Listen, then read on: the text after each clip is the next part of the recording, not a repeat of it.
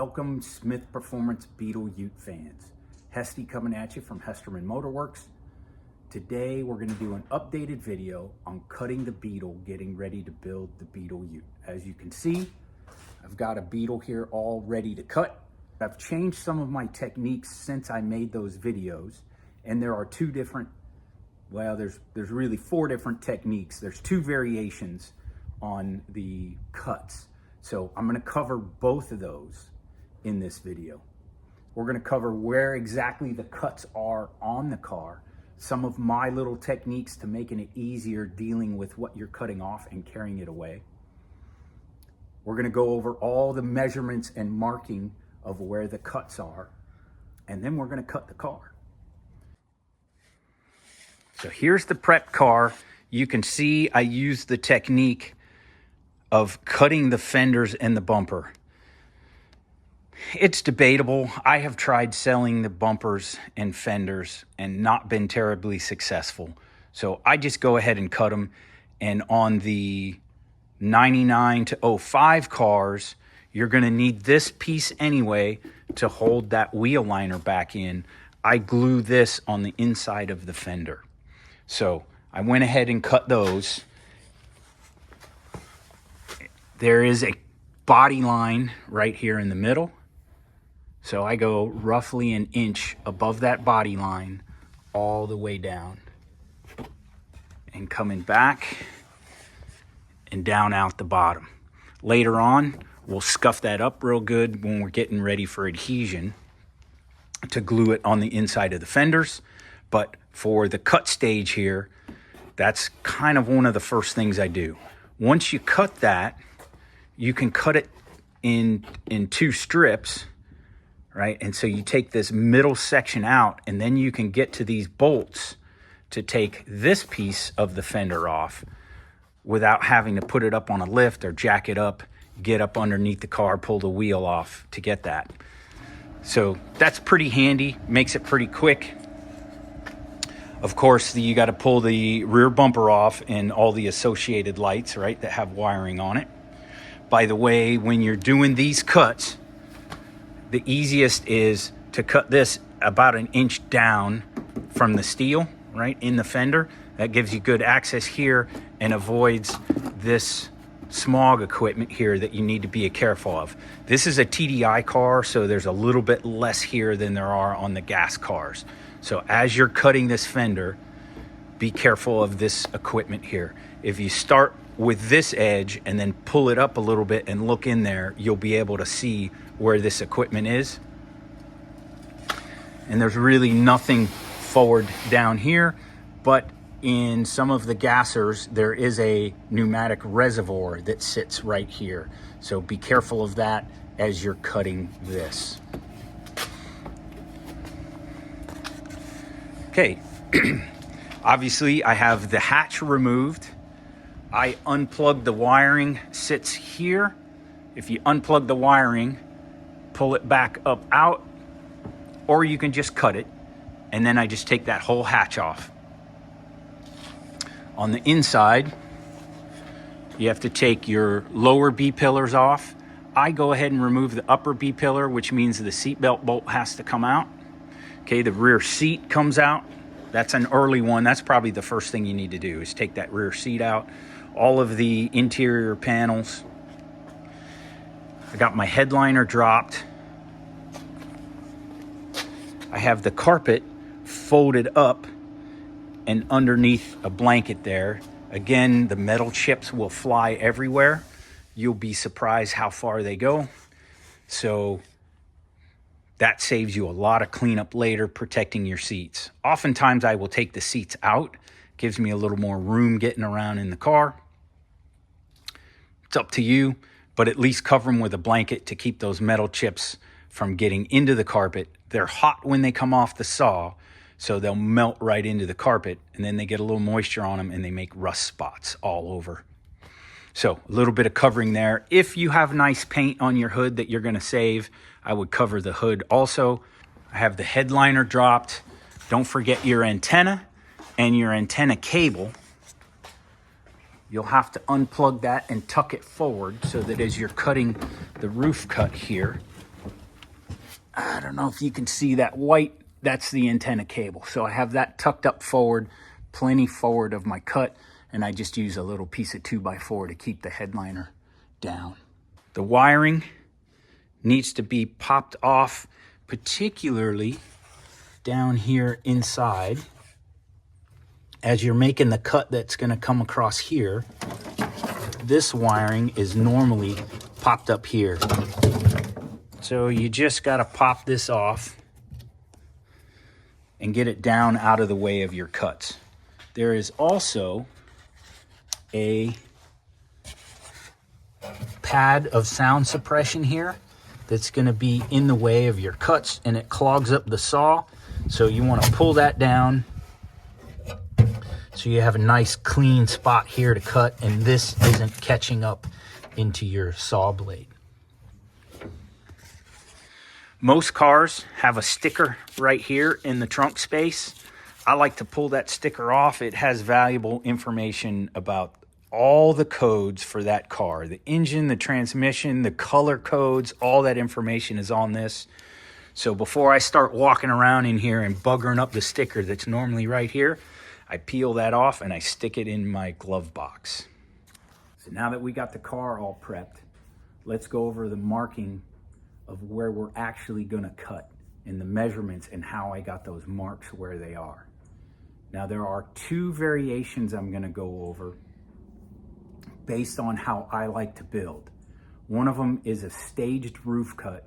I actually do 2 cuts across the roof, and I'll show you why once it's cut.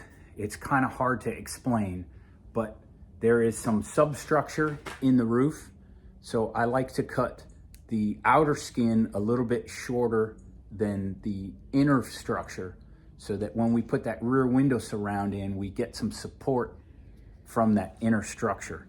You can just cut it all off at 3 inches, and I'll show you that cut. And then I have a technique here that I like to leave this door material, and that makes getting your door gap look factory a little bit easier. It's pluses and minuses on each of those. The roof cut really isn't that critical, with the exception of making it a clean, straight cut. That sunroof support, if you have a sunroof car, and that little step in it that gives you another inch of sunroof opening, it's really not that big of a deal. So don't get too tied up in it. If you get like, I don't want to deal with all that, no big deal. You can build a beautiful ute doing the single cut across the roof. So where's my roof cut gonna be? I've got 2 lines depicted here. Even if you are not gonna do the stepped roof, I still recommend doing a rough cut back here. So here's how I get those lines. Your final cut needs to be 3 inches from the back of the door. Right, so from this point on the back of the door, the very back edge, 3 inches back. On a sunroof car, that coincides with 12 inches from the back edge of the sunroof. For my rough cut, I'm adding 2 inches to everything. So my rough cut is going to be 5 inches from the back edge of the door, or 14 inches from the back of the sunroof. That rough cut could be anywhere back here. It doesn't really matter, but this works out pretty well for my step cut, and it avoids some of the reinforcement things. I'm not sure if I can get the focus in here, but cutting through that steel bracket is a little harder than cutting through this aluminum. So at 14, that puts me coming right through here. And here's a shot of the structure that I'm trying to save underneath. We'll see more about that later on. So, I'm gonna come across this line first, get that cut. Then I'm gonna do a rough cut across here, trying to avoid the steel here, just because it's harder to cut through. You will be cutting through 2 layers of steel, cutting through from the back edge of the window across here. Where this cut is not critical. It doesn't matter. I'm just trying to make this chunk of steel easy to grab and carry out of the car without messing up any of my critical cuts.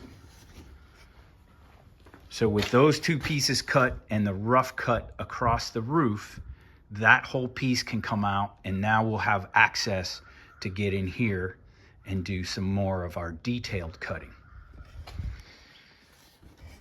If you don't have a sunroof car, it gets kind of confusing getting a reference point here 3 inches back from the door and trying to make that line all the way across.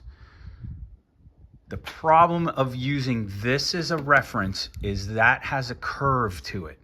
So depending on where you measure, the numbers are going to be different. If you go directly through the antenna hole, because of the curve, it's a little bit longer, but it'll give you 11.5 from this edge to your rough cut, 13.5 to your final cut.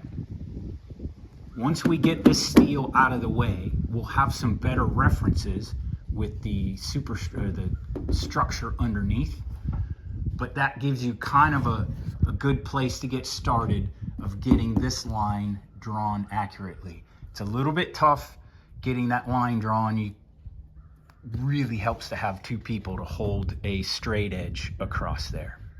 All right, so that's our placement for the roof cuts. One more thing while we're here in the roof cuts is I generally take this rain tray piece out. It just pries out. It's pretty simple, but I go ahead and make my rough cuts with it in there, and then I'll pry it out. It pries out with a screwdriver. If you come in from the back here, you can pry that guy out, but we're gonna end up cutting that somewhere here anyway, depending on how our rear window surround gets fitted. So I leave it in till I get the rough cut, and then when I start getting ready to do the final cut, I'll pry these out. And that covers the roof cut. The other variation in cutting the car has to do with the door gap. Hey, buddy. So the kit is designed with the fiberglass, comes all the way around this corner. If you use that technique, you're gonna cut on the inside here, but then as you're placing that fiberglass quarter panel, the placement of that quarter panel is critical to getting your door gap even and looking good. So I have a variation where I like to cut the car back a little bit, keep this steel, and I cut the fiberglass shorter to fit inside that and use the back side of this as bonding area. I think it makes it easier to do the car, but that makes this seam a little more critical because it's visible from outside the car. Whereas if you use the fiberglass all the way forward, the seam that you're doing the body work on is in here. So if you don't get it perfect, nobody sees it when the doors are closed. So you can go either way. If you cut the car with my technique here and change your mind, if you haven't cut your quarter panels, no big deal, come back and trim this steel off. But there are 2 sets of marking on this car right now for those 2 different variations. For the fender cuts here, if you are going to use the entire quarter panel and cut in the door frame, you're going to cut across here, come right down in the inward crease until you get behind the second pad on the quarter panel. If you look at your fiberglass quarter panels, where this dotted line is a tab that you'll bolt or adhere or rivet, you'll fasten to these 2 surfaces. Behind this midpoint one, you're gonna jump from that crease to this crease. do not cut this crease all the way down. It basically, it disappears right in here. When you're looking at your car, you'll see. So behind this, so that it's not visible once you put the quarter panel on, you're gonna jump to this second crease and come down. You need this little bit of triangle right in here. Then you're gonna come up an inch from the sill all the way back. And you'll have to notch this here. Your quarter panel will sit on top of this 1-inch tab, and you'll use that to adhere the fiberglass onto this steel. So that line and this line is the traditional style of putting your quarter panels on. My new technique, and I started on the wrong side. I apologize.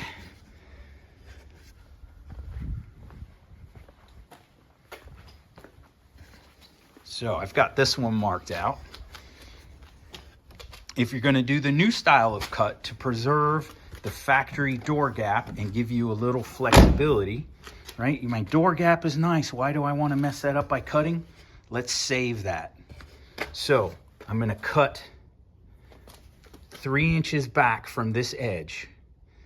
In a previous video, and I used to use 4 inches, but I found that it works better to go 3 inches, and that still gives you plenty of adhesion on the inside of that. I come down 3 inches parallel to the door gap. I used a hole saw to make a nice radius corner here and a place to get my shears in. And then 3 inches up from the sill. Come back, I round that corner off a little bit. And I cut out here. When we start getting into this cut, by rounding this out, that makes the body work a little bit easier when the fiberglass is slid in behind this piece of steel. Going up through the wheel arch, you'll see the bolt holes where you took out the rear fender. If you count up 6 bolt holes, those all have a reinforcement plate on the back. Cutting that is a nightmare, but you want to cut right along the edge of it. Between the 6th and the 7th holes, you're going to cut in. It's not super critical because this all gets covered by fiberglass. But if you look on the inside, remembering this 6th, now I'm going to try to tilt the camera inside here. There is that 6th hole. And you'll see this steel reinforcement plate there. 7th hole is just barely visible. So really what we want to do is try to cut this. Let's see, coming up along this edge, that's where we want to cut and then angle in. Trying to cut that is kind of a pain in the butt. So we're going to try to avoid that. And that's where I get this line just inside. And you can cut right in that crease if you want. If you're using a shears, it's kind of hard. If you're using the Sawzall, it doesn't really matter. And you can kind of use that little fold or indentation to guide your saw. You can always trim more off later. So if in doubt, cut further out. You could make a rough cut out here somewhere and come back with shears and cut it later. Past the 6th hole, we're going to angle in to this fold here.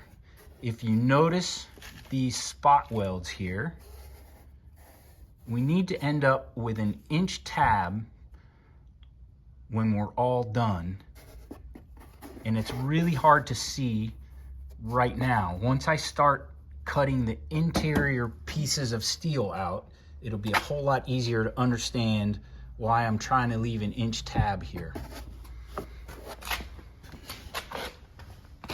Let's see if I can get this angle. Okay, so about 1.5 inches forward of the 7th hole, right behind the 6th hole, we're going to start angling in from this crease, angling in into this bend. So that gives you a little better view of that. And again, we can always trim more of that off later. We're gonna follow this out to this tape line. That black line there is actually tape, clear tape. And here's where you're just kind of averaging it. And you may find you come back and trim a little more off. Come about an inch inside of this hole. And basically you're shooting to be pretty close to the outside edge of this bumper brace. All right, so somewhere in here, it's not super critical, and we'll end up trimming a little more once we get everything done. We're gonna come across here and connect those. Basically the same. Well, no, it is the same. It's not basically, it is the same. On the right-hand side, cutting in here, right along that edge, up past that 6th hole, about 1.5 inches before the 7th hole, cutting in, down, and then we start angling out. As you're cutting here, be careful that you're not messing up any of your smog equipment. There is a tab here that I have bent down.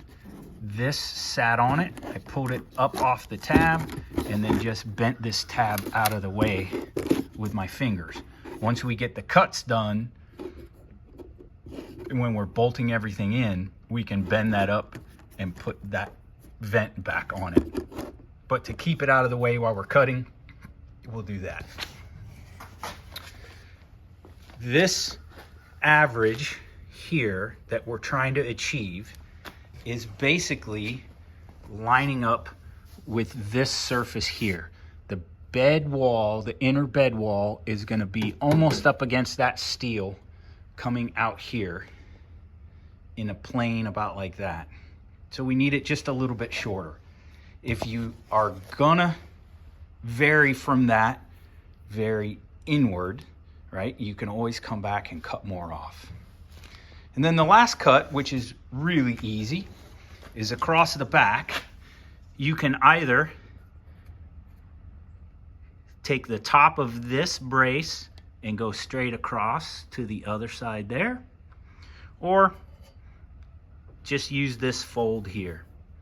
These holes make a great place to fit your saw blade in and get it started.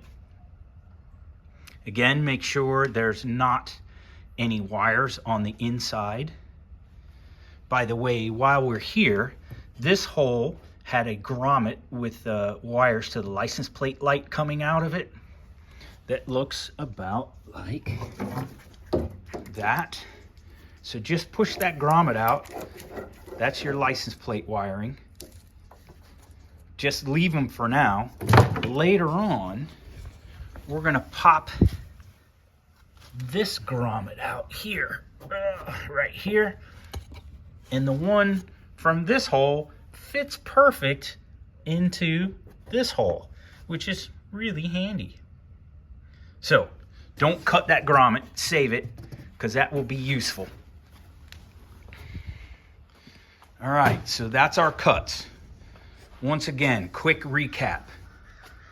I'm gonna do a rough cut across the roof at that red line and across each C-pillar about there. Carry that piece up out of the way. Whichever way you're gonna do, whether you're gonna cut on the inside or the outside, cutting down, across, up that crease. And if you just want to get that piece of steel out of the way, you can do a rough cut up there and that whole piece of steel will go away. On the inside of this cut here, or if you are cutting this cut up and back, so you're going to end up at this point with either style, you want to make sure you leave this. So as you're looking inside the car, we want to leave that fastener, because when we put that lower B-pillar back on, that's really the only fastener we have holding the top end of the lower B-pillar cover on the inside. So if that came out and you have a hole that looks like that, make sure you leave that hole. by the way these fasteners are just kind of a twist lock. Put it in the hole and then turn it and it locks into place. So there's our cut line on the inside, just a little bit behind that. Again, you can trim that a little more if you need after you get the rough cut done. Then we'll come back and do taking out all of this structure.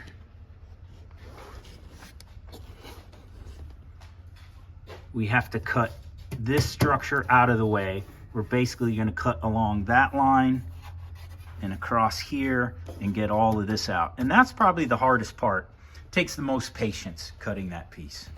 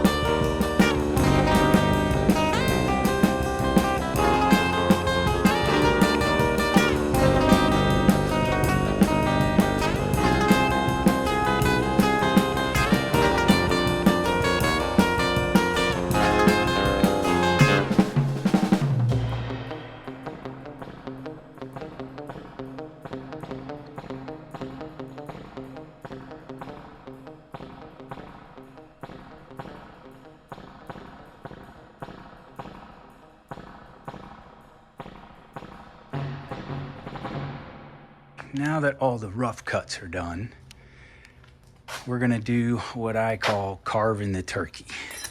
And that's cutting this piece all out.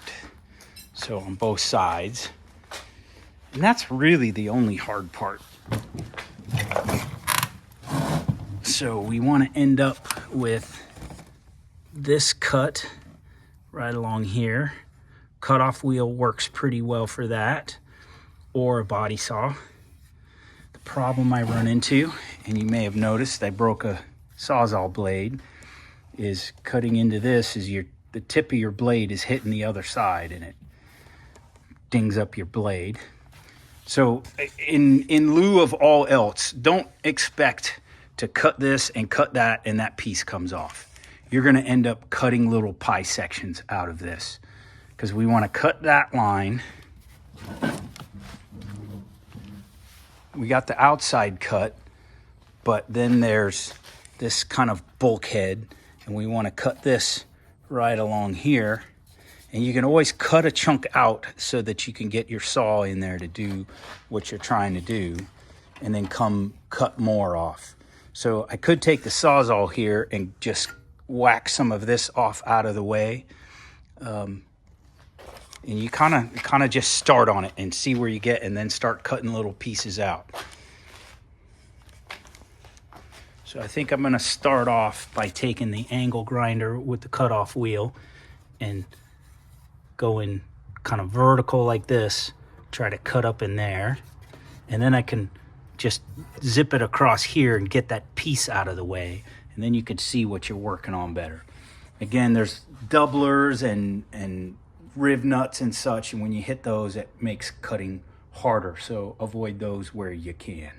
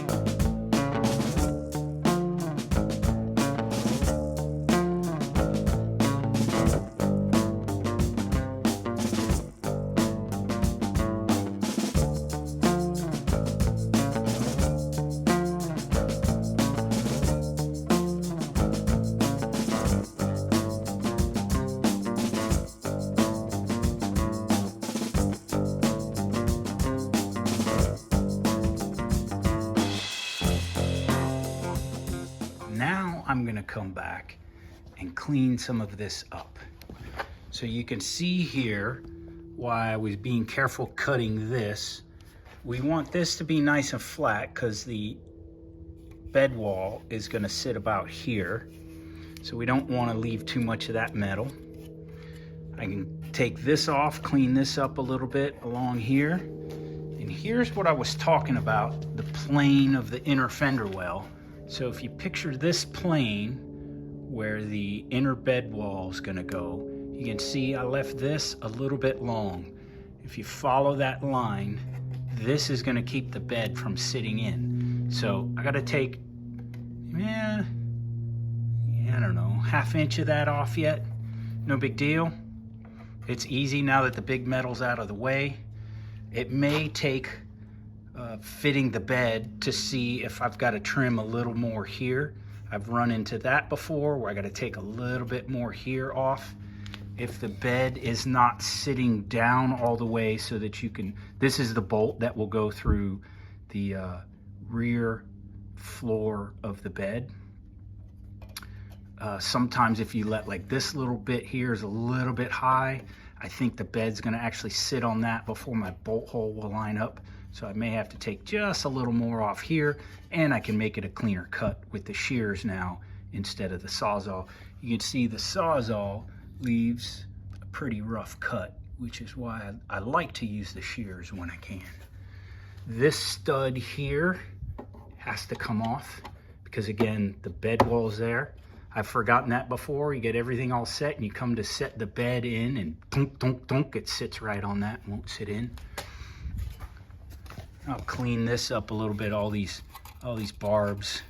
And of course, all these cuts will get prepped a little bit and then painted so that it doesn't rust under there. This you can zip off if you just zip it there and down here somewhere, that piece of metal can come out. It won't hurt anything being there. This is the inch I was talking about that you need right here, so I'm at the top of the wheel well here, you're gonna have a wheel well brace that goes up to the top rail, basically, of the bed that bolts on here. And so you need about an inch there to put some bolts or rivets through. If this is too long, you'll have trouble with that brace, but you can always trim that off a little bit. Now it's easy. I'm also gonna take this down a little more. As I was cutting, I got a little far out. The closer you can get to that doubler edge, the better. You don't need to go into that, but I have left this tip long, and when you go to set the fiberglass on, it'll actually contact that and the quarter panel won't set down all the way. Just for expedience of cutting, I didn't take this yet, so I will continue that line coming along the edge of that doubler and come all the way down to this surface. So this little piece here is gonna get cut out because the fiberglass is gonna sit inside this piece here. So I'm gonna zip this off and then I'll notch this, bring that down, clean that up, clean this edge up. I got a little burr here, so we'll take that off, clean this up a little bit. So a little bit of cleanup. If you want, while you got all your tools out, you can take this, the seat, and those other clips off. You don't have to, they don't get in the way of anything, but they don't do anything either. So I usually zip them off with the cutoff wheel and then prep the raw steel. As we get into fitting the bed, we're gonna have to dent this about in here just a little bit, get us like a 1/4 inch. So a little bit of cleanup and we're done with the cutting. This, I got a little more steel. Again, it's not gonna hurt anything being there, but I'm gonna go ahead and take it off and just cut right there. You can see it's just got one tack weld here, so if I zip that and then back here, I'll be able to take that whole piece off. Here again is that inch. This is a great reference. Your the bracket that goes here always ends up being right against this. So if you can put it on the inside, that's great. If it goes to the outside, that's all right too. Up here for the stepped, so if you took it off at the 3 now and just went straight, it's basically gonna look like this, except it'll be a cleaner cut right there. If you're gonna do the step, what we're gonna do is just take this surface steel off. I'm gonna pull these out and I'm gonna take this surface steel here, here, and across there, take that off. So this understructure will be underneath the fiberglass. This gives me a place. This is really why I do the stepped roof cut, is I'll be able to put a bolt here, which will give the sunroof rails just a little bit of support in the back. And I'm gonna notch this out because I'm gonna route my sunroof drain right through here. But that'll be in the drain video. So next thing for cutting is just to come against this surface, zip here, here, back out, come in and across, and then repeat on the other side. So let's get that done. Okay, now that we've got the skin out of the way here, so I cut the skin back at the final cut, which is 12 inches behind the sunroof and 3 inches behind the door. Now I'm ready to do final cut on the substructure. This indentation here, you want to take it off right as that comes back up. And that will give you the perfect fit, sliding the sunroof in, sliding the rear window surround into this. Because of the curve of the rear window surround, you can leave this that much longer. On the outside here, You can see this doubler. We're gonna go right along the edge of that doubler and take that structure off. So I'm just gonna whack it there. That's already off there. But here's the trick that I like. I wanna leave this at the 14 inches. So I'm gonna cut this down all the way out here, but I'm not gonna cut this, just this little bit of it, because I want the sunroof drain to sit in here with that angle coming out, and the tube is actually gonna be right here. So I'm gonna leave this to get me that extra little bit of sunroof opening. So that's gonna be the trim mark for final cut of the substructure. I'm gonna leave this about an inch longer, so as the rear window surround slides up under here, it'll go underneath and you have to cut a little slot in the fiberglass, so it's gonna sit like that. I can use this to pack some filler in to make that watertight here. So that's why I like to leave this a little bit longer. It doesn't have to be this long. I'm gonna cut it off right here. Because if there is nothing there as you pack filler in, or cabosil or whatever you're using, long hair, kitty hair or whatever, it just falls down. So if you leave this little bit of tray, that makes this a much cleaner, more watertight joint. All right, so I'm just gonna get out the angle grinder, take that off right down there, right across here, leaving that sunroof tray at the length it is now. So here's my final cuts.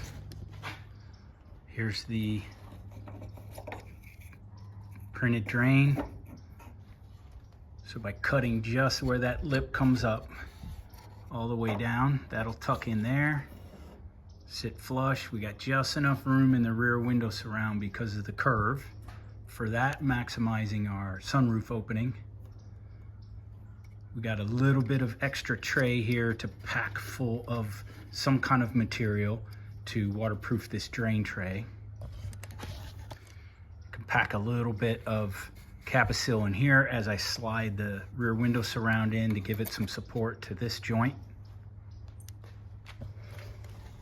And once we get the quarter panels trimmed, we can do a video on fitting them here and how that all works. Thanks for joining me for the video. That's the cut Beetle. This is not the speed technique.